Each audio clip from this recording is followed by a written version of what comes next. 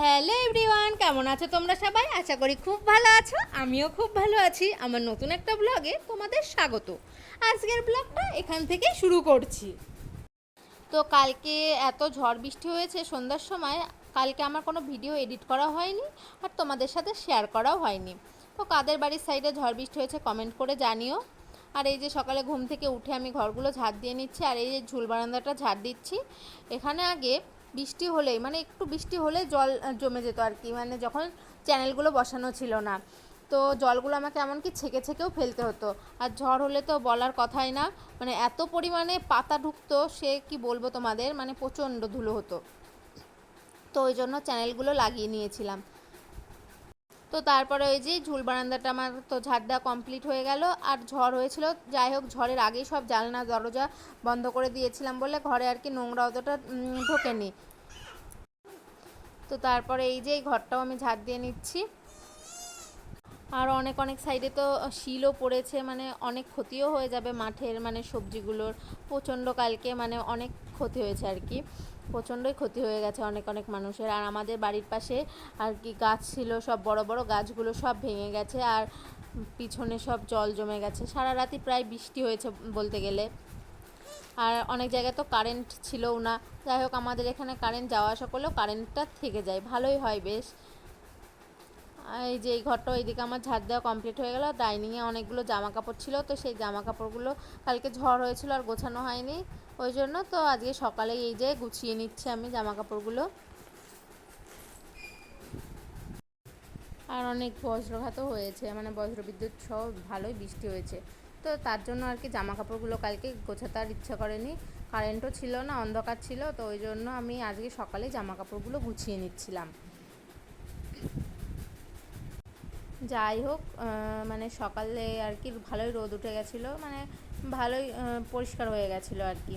আর আমাদের বাড়ির পিছনে জামা কাপড় মেলতে গিয়ে দেখি যে একটা বাড়ির টিন পুরো উড়ে গেছিলো, তো সেই টিনগুলো আর কি বসাচ্ছিলো সকালে জামা কাপড়গুলো মেলতে গিয়ে দেখি। তো সেটা ভিডিও নিচ্ছিলাম, তো ভিডিও মানে ভালো আসছিলো না বলে আমি আর তোমাদের সাথে শেয়ার করলাম না।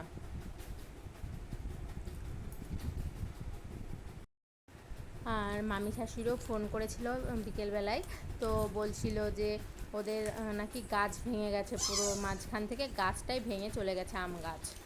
তো বাবাকে তো যেতে বলছিল আম আনার জন্য, মানে প্রচুর আম হয়েছিল, তো ওরা সব পাড়ার লোককে দিয়ে দিয়েছে, 8-10 বস্তা আম সব পাড়ার লোককে দিয়ে দিয়েছে। তো বাবা আর কি বিকেলবেলায় যাবে আম নিয়ে আসতে। বাবা বললো যদি বৃষ্টি না হয়, মেঘ না হয়, তাহলে যাবো। তো এই যে আমি আবার এইদিকে জামা কাপড়গুলো গুছিয়েই নিচ্ছি, অনেকগুলোই জামা কাপড় ছিল, তো যেগুলো যেখানে রাখার তো সেগুলো আবার সেখানে রেখেও দিতে হবে। তো যাই হোক এই যে বিছানার চাদরটাও কালকে কেচে দিয়েছিলাম, তো এই যে যাই হোক শুকিয়ে গেছিলো সব। তো এদিকে আমার সব গোছানো কমপ্লিট হয়ে গেল। আর এখন আমি আপাতত এখানে জামা কাপড়গুলো রেখে দিচ্ছি, পরে অন্য জায়গায় সরিয়ে জামা কাপড়গুলো রেখে দেবো। আর তারপরে এই যে ডাইনিংটা আমি ঝাড় দিয়ে নিচ্ছি। আর এই যে এই বালিশটা ছিল, বালিশটা আবার নিচে নিয়ে যেতে হবে, বাঙ্কারে তুলে দেবো। তো বালিশটা রেখে দিলাম সিঁড়ির কাছে, নাহলে আর মনে থাকবে না।